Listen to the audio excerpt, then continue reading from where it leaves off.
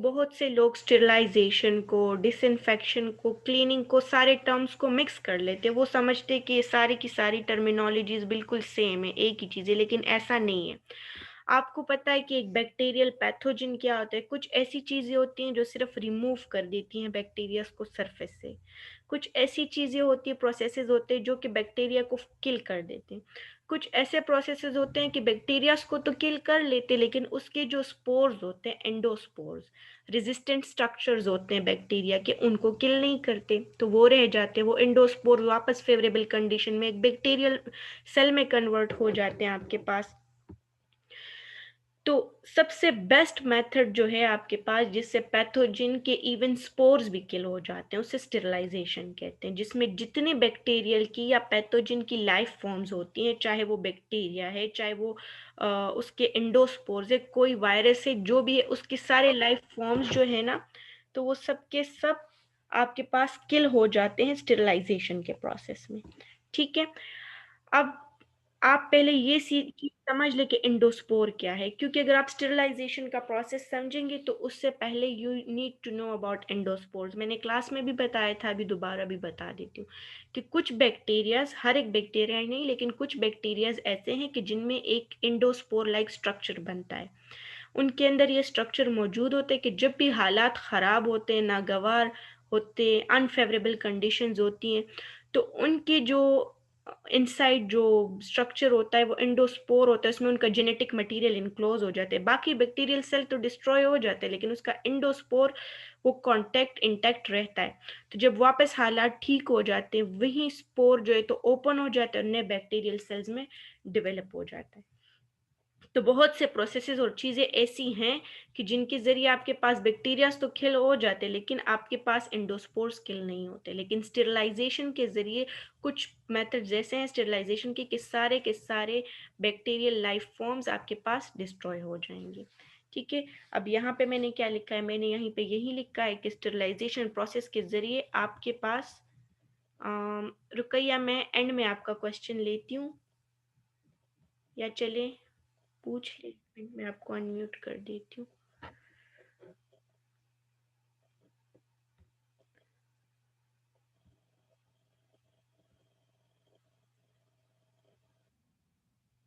Unmute कर दिया है आपको।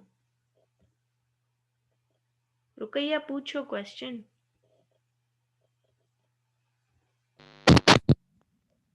कोर्स किया है मैम। जी मैम इंडोस्पोर्स किया है। देखिए, बैक्टीरियाज के अंदर कुछ बैक्टीरियाज ऐसे हैं कि उनके मैम अंदर इंडोस्पोर्स किया है। इंडोस्पोर्स ही बता रही हूँ ना, सुने ना मेरी बात। इंडोस्पोर्स क्या होता है कि आपके पास कुछ बैक्टीरियाज के अंदर स्पोर्स बन जाते हैं। उन स्पोर्स में उनका जेनेटिक मटेरियल इनक्लोज होता है। Hazima stop writing on board please. ठीक है। एंडोस्पोर्स क्या होता है? जैसे आपके पास बहुत से ऑर्गेनिज्म में सिस्ट बन जाते हैं, जो कि उनके मतलब क्या होता है, बैक्टीरिया है या वायरस है, उनके अंदर एक जेनेटिक मटेरियल ही तो होता है, उसमें सारी इंफॉर्मेशन स्टोर होती है उनकी लाइफ की, उनकी जो डिवीजन है, जो पैथोजेनिसिटी, हर एक चीज की इंफॉर्मेशन उसी में स्टोर होगी। ठीक है। तो ये क्या होता है कि इनका जो जेनेटिक मटेरियल है वो उसकी सराउंडिंग पे एक स्ट्रक्चर बन जाता है, प्रोटेक्टिव कवरिंग सी बन जाती है, एक सर्कुलर सी स्ट्रक्चर बन जाता है जिसे हम स्पोर कहते हैं। ठीक है। तो स्पोर के अंदर इनका जेनेटिक मटेरियल क्लोज होता है, वो स्पोर इनकी बॉडी के अंदर ही रहता है। जब अनफेवरेबल कंडीशन आती है, आप कोई मेथड यूज करते हो हम उन्हें करने के लिए, तो उनके स्पोर जिंदा रहते हैं। फिर जब वापस हालात ठीक हो जाते हैं, उन स्पोर से न्यू बैक्टीरियल सेल बन जाता है। एंडोस्पोर स्पोर्स है बैक्टीरिया के अंदर मौजूद है, जिसमें उनका जेनेटिक मटेरियल स्टोर होता है, जिससे नए बैक्टीरिया टाइम आने पे बन सकते हैं।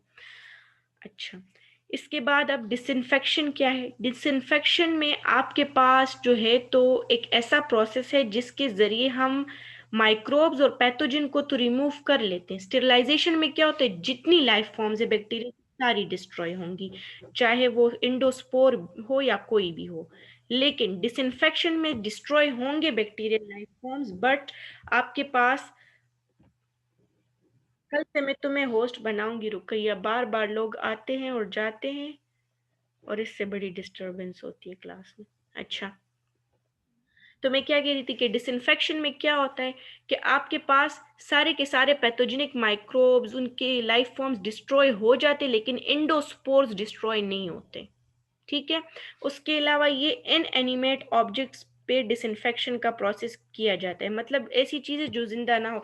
फॉर एग्जांपल, मैंने अपने मोबाइल फ़ोन को डिसइंफेक्ट करना है, मैं लेती हूँ स्पिरिट वगैरह, या मैं सैनिटाइज़र लेती हूँ, उससे साफ़ करती हूँ, मैं लैपटॉप को साफ़ करती हूँ, मैं अपने नोटबुक्स को साफ़ करती हूँ, कोई तो जो चीज़ जिंदा ना हो, मतलब नॉन लिविंग ऑब्जेक्ट्स पे आप डिसइंफेक्शन का प्रोसेस कर सकते हो।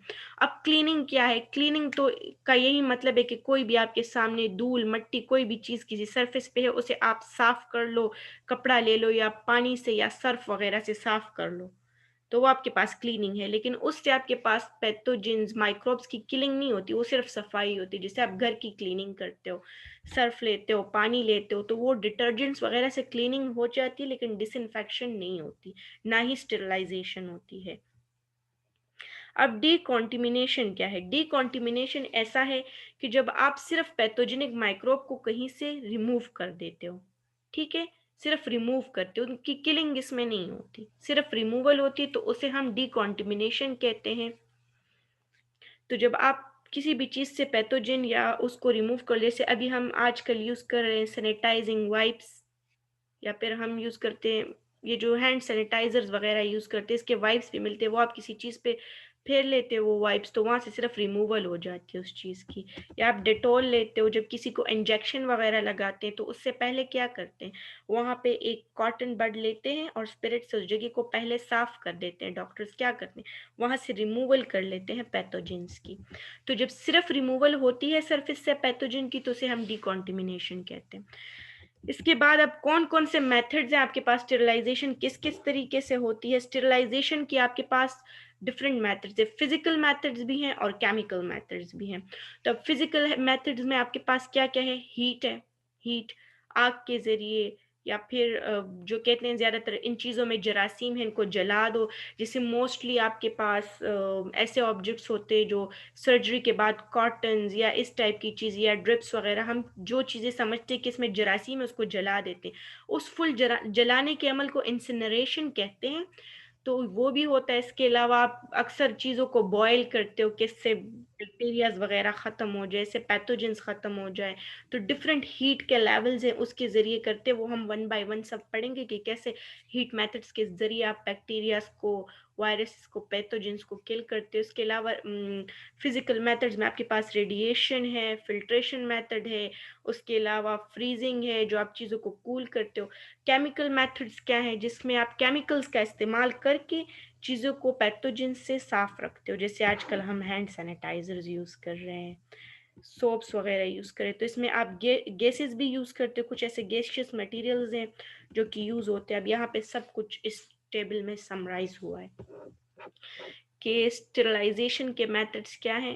पहले आपके पास फिजिकल, एक बात आपने हमेशा याद रखनी है, इसके लिए मैं आपको एक सिंपल सा कोड बता दूं कि देखिए, एस से स्टेरिलाइजेशन है और एस से स्पोर है। ठीक है, तो स्टेरिलाइजेशन में ही स्पोर्स किल होंगे। तो मतलब क्या कि इसमें सारे के सारे जो पैथोजेनिक लाइफ फॉर्म्स है वो स्टेरिलाइजेशन में किल हो रहे हैं। डिसइंफेक्शन में सब किल होगा, लेकिन स्पोर्स किल किल नहीं होंगे। तो एस से स्टेरिलाइजेशन, एस से स्पोर, ऐसे आप याद रखो।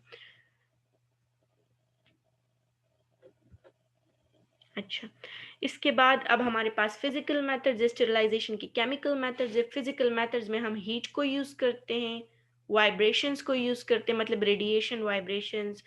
ठीक है, उसके अलावा हम सनलाइट को यूज करते हैं। कहते हैं ना कि जैसे ही कोई चीज़ है, इसको धूप में रख दो कि इसकी ये वो ख़त्म हो जाए, इससे जरासीम ख़त्म हो जाए। जब कुछ दिनों बाद आप अपने ब्लैंकेट्स वगैरह, अपने पिलोज वगैरह को डालते हैं धूप वगैरह पे, क्यों? ताकि उससे बैक्टीरियाज, उससे पैथोजेंस ख़त्म हो जाए। और फिर हीट में आपके पास कौन कौन से मेथड्स है, एक ड्राई हीट मेथड है और दूसरा मॉइस्ट हीट मेथड है। तो ड्राई हीट मेथड में आप लोग रेड हीट को यूज़ करते हो, फ्लेमिंग को यूज़ करते हो, इंसिनरेशन को यूज़ करते हो, हॉट एयर ओवन को, और इंफ्रारेड रेडिएशन IR रेडिएशंस को यूज़ करते हो। मॉइस्ट हीट मेथड में आप क्या करते हो, बॉइलिंग को यूज़ करते हो, पास्चराइजेशन को यूज़ करते हो, और उसके अलावा आप ऑटोक्लेव के मेथड को भी यूज़ करते हो। फिर रेडिएशन में आपके पास नॉन आयोनाइजिंग और आयोनाइजिंग रेडिएशंस हैं, ठीक है। उसके अलावा वाइब्रेशंस में आपके पास इलेक्ट्रोमैग्नेटिक और पार्टिकुलेट वाइब्रेशंस है। फिल्ट्रेशन क्या होते हैं, अर्थवेयर, एस्बेस्टस फिल्ट्रेशन और सेंटर्ड ग्लास फिल्ट्रेशन और मेम्ब्रेन फिल्ट्रेशन, मुख्तलिफ किस्म की फिल्ट्रेशन है। ये सारे हम वन बाय वन पढ़ेंगे, बट मैं आपको स्टार्ट में समरी बता रही हूँ। फिर केमिकल्स में आपके पास लिक्विड केमिकल्स हैं जिनको हम यूज़ करते हैं स्टेरिलाइजेशन के लिए, और कुछ आपके पास गैशियस केमिकल्स हैं जिनको हम यूज़ करते हैं स्टेरिलाइजेशन के लिए। लिक्विड केमिकल्स में आपके पास अल्कोहल्स यूज़ होते हैं, एल्डिहाइड्स यूज़ होते हैं, फिनोल्स यूज़ होते हैं, हेलोजेंस यूज़ होते हैं, हैवी मेटल्स यूज़ होते हैं, सरफेस एक्टिव एजेंट्स और कुछ डाइज भी यूज़ करते हैं हम। गैसेस में हम फॉर्मल्डिहाइड, इथाइलिन ऑक्साइड और प्लाज्मा को यूज़ करते हैं, ठीक है। तो अब सबसे पहले समझ ले सनलाइट। हम क्या करते हैं, मोस्टली हम सनलाइट के ज़रिए डेसिकेशन करते हैं, चीज़ों को ड्राई कर लेते हैं ताकि उनसे मॉइस्चर मुकम्मल ख़त्म हो जाए, और फिर क्या हो, हमारे पास वो चीज़ें बिल्कुल ड्राई फॉर्म में आ जाए, उनमें वाटर नहीं होगा। तो ज़्यादातर बैक्टीरिया को या पैथोजेंस को ग्रोथ के लिए वाटर चाहिए होता है, तो अगर उनको वो वाटर मिलेगा ही नहीं तो क्या होगा कि वो ग्रोथ ही नहीं कर पाएंगे उस जगह पे। तो जहाँ मॉइस्चर नहीं होगा, बैक्टीरियाज भी नहीं होंगे। जैसे हम मोस्टली मीट को ड्राई करते हैं ताकि उससे मॉइस्चर का कंटेंट रिमूव हो जाए, इसी तरह पिकल्स वगैरह उनको भी सनलाइट पे रखा जाता है। अब ड्राई हीट मेथड में क्या करते हैं, मोस्टली जो कहते हैं कि, मैं आपको कॉमन लाइफ से एग्जांपल दे दूं, कि कोई ग्लास या चम्मच जिसको आप कहते हो कि इससे बिल्कुल जरासीम खत्म हो जाए, आप उठाते हो और आग तेज करते हो चूल्हे की, उसके ऊपर पकड़ते हो, उसे जला देते हो बिल्कुल, ठीक है। तो वो रेड हीट होता है। लेकिन बेसिकली लेबोरेटरीज में क्या करते हैं कि आपके पास जो वेरियस इंस्ट्रूमेंट्स हैं या फिर मेडिकल सर्जिकल इंस्ट्रूमेंट्स है, बिल्कुल रेड फ्लेम को, हीट को पकड़ते हैं और उसके ऊपर उन चीज़ों को जला देते हैं कि बिल्कुल वो लोहे की चीज़ें जो हैं। लेकिन ये जो हीट वाले मेथड्स है, आपने उन चीज़ों पे अप्लाई करने जो कि हीट के लिए थर्मोस्टेबल हो। ऐसी चीज़ नहीं कि अब आप प्लास्टिक को उठा के ऐसी चीज़ पे रख दो तो वो तो जल जाएगा, कुछ भी नहीं हो सकेगा उसका। तो बिल्कुल आपके पास एक एनोक्यूलेशन ट्यूब, एक एनोक्यूलेशन ट्यूब होती है, उसको लेते हैं, उसको हीट पे रखते हैं और वो बिल्कुल रेड हो जाता है वो लोहा उसके अंदर जो होता है। या नीडल्स वगैरह को स्टेरिलाइज करते हैं तो उसको बिल्कुल अम, तेज हीट पे रखते थे तो वो चीज़ बिल्कुल लाल हो जाती। इसके अलावा फ्लेमिंग, डायरेक्टली फ्लेम के ऊपर भी चीज़ को थोड़ी देर के लिए जलाते हैं ताकि वो साफ हो जाए। इंसिनरेशन क्या है, इंसिनरेशन का प्रोसेस है कि मतलब आपके पास जो भी चीज़ें हैं जिसमें बैक्टीरियाज का आपको अंदेशा है कि इसमें मौजूद होंगी, उसे उठाएं और फुल चीज़ को ही जला दें। जी रुकैया, आपका क्वेश्चन है, पूछ ले।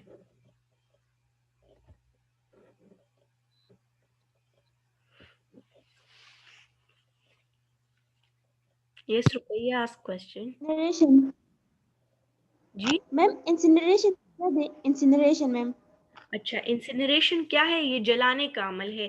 जैसे आपके पास कोई भी चीज़ है जिसमें आपको लगता है कि इसमें जरासीम है, आप उस पूरी चीज़ को जला दें, उन चीज़ों को आप जला दो, आग लगा दो, वो फुली डिस्ट्रॉय हो जाती हैं, वो ख़त्म हो जाती हैं, तो उसको इंसिनरेशन कहते हैं। जैसे मोस्टली अब क्या एग्जांपल दूं मैं आपको, जैसे सर्जरी वगैरह कर लेते हैं ना, तो उसके बाद जितने कॉटन्स और वो चीजें बच जाती हैं आपके पास, रुई वगैरह और बाकी जो चीजें यूज होती हैं, उनको आग लगा के बस जला देते हैं, ठीक है। और उसके अलावा जो चीजें आपको लगे कि इसमें जरासीम है, फुल चीजों को जला के बस उनको डिस्ट्रॉय ही कर लेते हैं, तो इंसिनरेशन जलाने का अमल है। फिर ओवन में कुछ चीजों को रखते हैं उनको स्टेरिलाइज करने के लिए। वैसे ओवन के जरिए तो स्टेरिलाइजेशन नहीं होती, उसके ज़रिए तो डिसइंफेक्शन होती है। और उसके अलावा इंफ्रारेड रेडिएशंस है, रेडिएशन के ज़रिए भी करते हैं। अब मॉइस्ट हीट में क्या होता है कि जैसे दूध में जरासीम होते हैं, उनको ख़त्म करते हैं। क्यों कहते हैं कि दूध को उबाल लो, तो जब भी आप वाटर को बॉईल करते हैं या आप मिल्क को बॉईल करते हैं तो 100 डिग्री सेंटीग्रेड तक उसका टेम्परेचर पहुंच जाता है। अब पास्चुराइजेशन का मेथड यूज होता है जिसमें टेम्परेचर 100 से कम होता है थोड़ा सा, तो उसमें ये जो मिल्क पैक्स है टेट्रा पैकेजिंग में होते हैं और इस तरह की जो चीज़ें हैं आपके पास, तो वो सब आप सबको मैं एंड में मौका दूंगी क्वेश्चंस करने का, मैं अनम्यूट कर दूंगी एंड में, आप लोग हौसला रखिए। तो उसके ज़रिए उन चीज़ों की स्टरलाइजेशन करते हैं ताकि वो ख़राब ना हो जो कि आपके पास प्रोसेस्ड फूड्स वगैरह हैं। अब अबव 100 टेम्परेचर अगर होगा तो फिर इंडोस्पोर्स किल होंगे, बिलो 100 नहीं किल होते। और अबव 100 ऑटोक्लेव में आपके पास होता है टेम्परेचर। फिर रेडिएशंस कुछ यूज़ करते हैं, आयोनाइजिंग, नॉन आयोनाइजिंग। अब फिल्ट्रेशन के लिए कुछ मेथड्स है, फिल्ट्रेशन के ज़रिए तो सिर्फ पैथोजन को सरफेस से अलग कर लेते हैं, ना उनकी किलिंग होती ना कुछ, और वो उस फिल्टर पेपर्स पे रह जाते।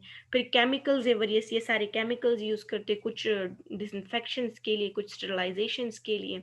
गैसेस हैं जो कि यूज़ करते हैं, फॉर्मल्डिहाइड, एथिलीन ऑक्साइड, प्लाज्मा। जी, किसने हैंड रेस किया है? जी खतीजा, पूछें। मैम ये जो है ये इस जो अभी स्लाइड आप पढ़ा रही है ना, इससे पहले जो स्लाइड्स थी वो प्लीज दोबारा जरा दिखा दें, क्योंकि वो मैं डिस्कनेक्ट हो गई थी, फिर मेरा कनेक्ट बहुत मुश्किल से हुआ है। या खुदाया, इस बात के लिए तुमने मेरा लेक्चर स्टॉप करवाया। ये तो सब कुछ मैं आपको भिजवाऊंगी क्लास के बाद, इंशाल्लाह भिजवाती हूँ। ठीक है।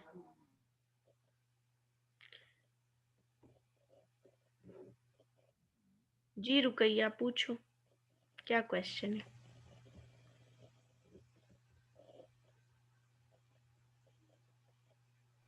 मैम जी वो खुद रेज हैंड राइज हुआ मैम, अच्छा, गलती से हुआ मैम। ठीक है ठीक है ठीक है। अच्छा, अब हीट स्टेरिलाइजेशन, हीट स्टेरिलाइजेशन पे तो मैंने काफ़ी डिस्कशन कर ली। अब इसके बाद इसमें हमारे पास स्टेरिलाइजेशन का लिखा मैंने क्या है, अब वो पढ़ते हैं कि हीट स्टेरिलाइजेशन जो है तो इस पे बहुत ज़्यादा लोग ट्रस्ट भी करते हैं और ये बहुत वाइडली यूज़ होता है। अब हम घर में भी तो बॉयलिंग वगैरह करते हैं तो इसको बहुत यूज़ करते हैं। इसमें क्या होता है कि आपको पता है कि बैक्टीरियाज और वायरसेस में और पैथोजेंस के अंदर एंजाइम्स मौजूद होते हैं, तो उनके एंजाइम्स हीट से डिनेचर हो जाते हैं, उसका स्ट्रक्चर खराब हो जाता है, और जब एंजाइम का स्ट्रक्चर खराब हो जाते हैं वो अपना फंक्शन ही परफॉर्म नहीं कर सकते। और जितने ज़्यादा सेल के अंदर ऑर्गेनेलीज वगैरह हैं, सेल के स्ट्रक्चर्स है, वो भी हीट की वजह से खराब हो जाते हैं।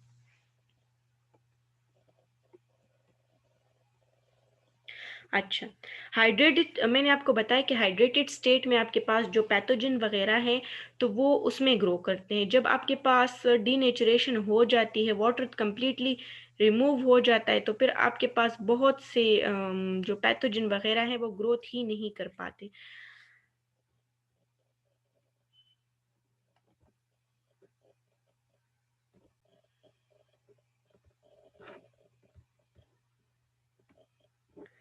ठीक है, उसके बाद कहते हैं कि ड्राई स्टेट में भी आपके पास जो है तो हीट को यूज़ किया जाता है। स्टेरिलाइजेशन में जो आपके पास है तो आपने सिर्फ थर्मोस्टेबल कंपाउंड्स को ही यूज़ करना है। थर्मोस्टेबल कंपाउंड्स वो कंपाउंड्स होते हैं कि मतलब हीट के साथ वो स्टेबल हो, ये ना हो कि आपने कोई चीज़ रखी जो कि हीट पे स्टेबल ही नहीं है, आप किसी ऐसी चीज़ पे काम करें जिसमें स्टेरिलाइजेशन करनी है और उसका पूरा कंटेंट और उसकी कंपोजिशन कोई ऐसा बायोलॉजिकल प्रोडक्ट है कि वो ख़राब हो जाए आपके पास बिल्कुल, तो थर्मोस्टेबल होना ज़रूरी है। या आप किसी ऐसे पॉट का यूज़ कर रहे हो कि जो प्लास्टिक का बना है, या किसी ऐसे ग्लास से बना है कि जो आप हीट में रखोगे और वो ब्रेक हो जाएगा, तो आपने इस चीज़ का भी ख्याल रखना है कि आप कौन सी हीट वाली ट्रीटमेंट दे रहे हो किस चीज़ को, और वो कितने टेम्परेचर में आपके पास विथस्टैंड कर सकता है। बहुत से बैक्टीरियाज और पैथोजन आपके पास हाई टेम्परेचर में सर्वाइव नहीं कर सकते, तो वो सारे के सारे आपके पास किल हो जाते हैं जब आप उन्हें हाई टेम्परेचर या हीट देते हो। अब हीट की भी दो टाइप्स हैं, एक ड्राई हीट स्टेरिलाइजेशन, एक मॉइस्ट हीट स्टेरिलाइजेशन है। तो ड्राई हीट स्टेरिलाइजेशन में आपके पास इंसिनरेशन है, जिसमें आप पूरी तरह मुकम्मल चीज़ को जला के डिस्ट्रॉय कर देते हो, उसे फुली जलाना, आग लगा के बस उसे छोड़ देते हो। दूसरा है red heat flaming. Red heat flaming में आप ऐसा करते हो कि कोई भी चीज़ आपने ली और बहुत ही ज़्यादा, जब आपके पास आग बिल्कुल रेड वो ऑरेंज सी होती है ना, उसके ऊपर आप उस चीज़ को रख देते हो या उसको स्टरलाइज करते हो, तो वो रेड हीट फ्लेमिंग है। और सिर्फ फ्लेमिंग चाहे आपके पास वो रेड हो ना हो, ब्लू टाइप की फ्लेम हो, आप बंसन बर्नर पे भी मोस्टली लेबॉर्ट्रीज में चीज़ों को साफ करने के लिए उनको फ्लेम से गुजार लेते हो स्टरलाइज करने के लिए। कोई नीडल है, कोई टेस्ट ट्यूब वगैरह है, कोई चीज़ है जिसको आप स्टरलाइज करना चाहते हो तो फ्लेम से। अच्छा, हॉट एयर ओवन, ओवन में तो हर एक चीज़ की डिसइंफेक्शन नहीं होती, लेकिन सिर्फ कुछ चीज़ें मतलब जो ऐसी हैं कि जो बहुत हाई टेम्परेचर से ख़राब हो जाएंगी, और अगर आप उन्हें वाटर वगैरह में भी डालोगे, मॉइस्चर में भी, तो वो ख़राब हो जाएंगी। तो ऐसी चीज़ों को फिर हम ओवन में उनकी डिसइंफेक्शन करते हैं ताकि उनका कंटेंट ख़राब ना हो, वो हम बाद में यूज़ कर सकें।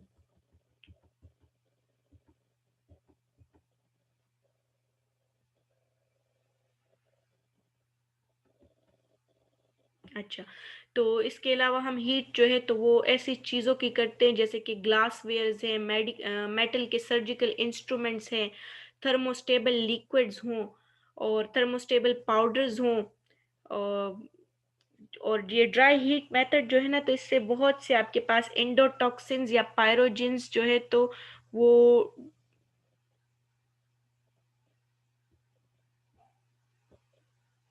वो भी जो है आपके पास डिस्ट्रॉय हो जाते हैं। देखिए इसमें डिफरेंट डिफरेंट मेथड्स और उसमें डिफरेंट डिफरेंट डिपेंडेंसी है। कुछ आपके पास ऐसे हैं कि जो डिस्ट्रॉय हो जाएंगे आपके पास इन मेथड से, कुछ ऐसे हैं कि जो कि आपके पास इन मेथड से डिस्ट्रॉय नहीं होंगे। पायरोजिन्स क्या है? पायरोजिन्स या एंडोटॉक्सिन्स क्या होते हैं? आपके पास बैक्टीरियाज होते हैं, वो आपके पास टॉक्सिक मटीरियल रिलीज करते हैं जिसकी वजह से आप बीमार हो जाते हो, आपकी बॉडीज में एबनॉर्मेलिटी होती है, तो उनको एंडोटॉक्सिन कहते हैं। पायरोजिन्स क्या है? पायरोजिन वो एजेंट्स है आपके पास जो बैक्टीरियाज रिलीज करते हैं, और उसकी वजह से क्या होता है कि लोगों को टेम्परेचर हो जाता है।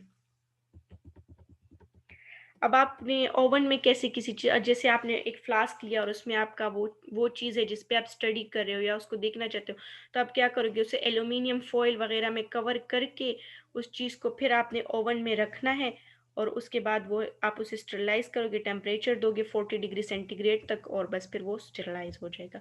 अब मॉइस्ट हीट स्टेरलाइजेशन क्या है? मॉइस्ट हीट स्टेरलाइजेशन में आपके पास जो है तो बॉइलिंग है, और ड्राई स्टैचुरेटेड स्टीम ऑटोक्लेव के जरिए। ऑटोक्लेव में हमेशा याद रखना है, इस मशीन में आपके पास जो टेम्परेचर होता है वो 121 डिग्री सेंटीग्रेड है।